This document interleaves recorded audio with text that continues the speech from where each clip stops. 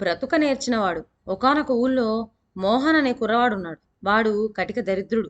ఏ పూట కాపుట తిండికి తడుముకోవాల్సి వచ్చేది. ఇంత దీనస్థితిలో ఉన్నప్పటికీ మోహన్ ముఖాన విచారరేఖ అనేది ఎన్నడూ కనిపించలేదు. వాడు నిత్య సంతోషి. తను ఎప్పుడూ చిద్విలాసంగా ఉండటమే కాక దగ్గరుండే వాళ్ళను హాస్యపు మాటలతో పకపకా నవ్వించేవాడు. ఎన్నాళ్లకు ఉన్న ఊళ్ళో గడవకపోయేసరికి మోహన్ తన కాలు ఎక్కడికి తీసుకుపోతే అక్కడికి పోదామని నిశ్చయించుకుని బయలుదేరాడు. పోయి పోయి కొన్నాళ్ళకు ఒక నగరం చేరు. దాన్ని మహాదాత అయిన ఒక షాదుషా పరిపాలిస్తున్నాడు. ఆ షాదుషా ఒక చిత్రమైన శాసనం చేసి ఉన్నాడు. మా రాజ్యంలో అనాథుడు ఎవడైనా చచ్చిపోయినట్లయితే వాని నిమిత్తము అయ్యే ఖర్చుల కోసం దివానపు ఖజానాలోంచి 50 రూపాయలు ఇస్తాము అని. ఈ శాసనం చూసి సంతోషంతో మోహన్ ఎగిరి గంతువేశాడు. వెంటనే షాదుషా వద్దకు పోయి వినయ విధేయతలతో నటిస్తూ తన కష్ట సుఖాలని పూసగుచ్చినట్టు వలపోసుకున్నాడు. చెప్పిందంతా విని షాదుషా, ఓ అబ్బాయి, మా శాసనం కేవలం చచ్చిపోయిన వాళ్ళ కోసమే గాని బ్రతుకున్న వాళ్ళని ఉద్దేశించి ఏర్పరిచింది కాదు. బ్రతుకున్న వాళ్ళకేం ఏ కష్టపడైనా సంపాదించుకుంటారు. మరీ దిక్కు మొక్కులేని అనాథలు తరించడం ఎలాగా? అందుకనే వాళ్ళను ఉద్ధరించడానికే ఈ శాసనం సృష్టించాము. కనుక నీవు వెళ్ళిపో. నీకొక్క రాగి కాని కూడా ఇచ్చేది లేదు అని చెప్పాడు. అప్పుడు మోహన్, ప్రభు, ఏలిన వారు నన్నేదో బ్రతికున్నవాడిలాగా లెక్క వేసుకుంటున్నారు కాబోలు. ఈ కాటకాలతోటి రేషన్ తిండితోటి సగం చచ్చి ఉన్నాను. కొద్ది రోజుల్లో పూర్తిగానే చచ్చిపోవచ్చు. ఆ కాస్త మాట తమ చెవిన పడటానికి ఎంతో కాలం పట్టదు కూడాను అన్నాడు. సరే, చచ్చిపోయిన తరువాత సంగతి మేము చూసుకుంటాంలే అన్నాడు షాదుషా. అందుకు మోహన్, అయ్యో దేవరా, అంత తేలిగ్గా సెలవిస్తున్నారేమిటి?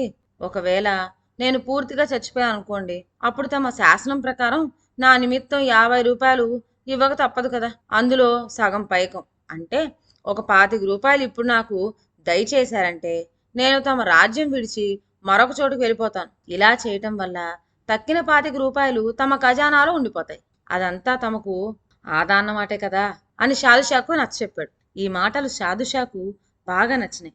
ఇంతటితో వీడి పీడ వదిలిపోతుంది, 25 రూపాయలు మిగిలితాయి కదా అని తక్షణమే ఖజానాలోంచి సొమ్ము తెప్పించిచ్చాడు. ఇది చేతపుచ్చుకొని మోహన్ మరొక ఊరు పోక నగరంలోనే ఉంటూ ఆ డబ్బుతో కాలక్షేపం చేస్తూ ఉన్నాడు. ఇంతలో తలవని తలంపుగా ఆ పట్నమంతటా మహమ్మారి వ్యాపించింది. 2 రోజుల్లో సగం మందిని తుడిచిపెట్టివేసింది. అందుచేత ఊరు ఖాళీ చేసిపోయి ఎక్కడనైనా ప్రాణం రక్షించుకోమంటూ ప్రజలకు షాదుషా ఉత్తరవు చేశాడు. అప్పుడు మోహన్ తీరుగా షాదుషా వద్దకు వెళ్ళి, మహాప్రభు, ఇదివరకే నేను చచ్చిపోవాల్సింది, కానీ తమరు కరుణించి అప్పుడు నన్ను కాపాడినారు. తీరా బయలుదేరిపోదాం అనుకునేసరికి ఇప్పుడు మరొక చావచ్చి పడింది. చూడగా ఈసారి మరణం తప్పేటట్లు లేదు.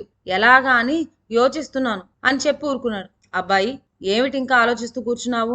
ఆలస్యం చేయకు, ఊరు వదిలి వెళ్ళిపో, ప్రాణం రక్షించుకో అంటూ షాదుషా వాణ్ణి వేగిరి పెట్టాడు. ప్రభు, ఇంతకు ముందు తమరు ఇప్పించిన 25 రూపాయలు ఖర్చయిపోయినాయి. కదిలిపోదామంటే ఆస్కారం కనపడదు. అవతల చూడబోతే మహమ్మారి ముంచుకు వస్తున్నదాయ్. ఏ క్షణమందు ఎవరిని కబలించుకుపోతుందో తెలియదు. ఈసారి నేను చావటం తప్పనిసరి అయితే ఏలిన వారి ఖజానాలో మళ్ళీ 50 రూపాయలు ఖాళీ అయిపోతాయి. పాపం, ఇదివరకే నాకు 25 రూపాయలు ఇచ్చి ఉన్నారు. అది ఇది చేర్చి ఇప్పుడు మొత్తం నా నిమిత్తమే 35 రూపాయలు వేచించినట్టు అవుతుందే. కనుక దేవరకు ఈ ఖర్చు ఎలా తప్పుతుందా అని యోచిస్తున్నాను అన్నాడు. అప్పుడు షాదుషా వాణ్ణి మెచ్చుకుంటూ, అబ్బాయి మోహన్, నీవు చూపులకు చిన్నవాడివే గాని భలే ఉపాయశాలివి. నీ తెలివితేటలకు మేము సంతోషించాం.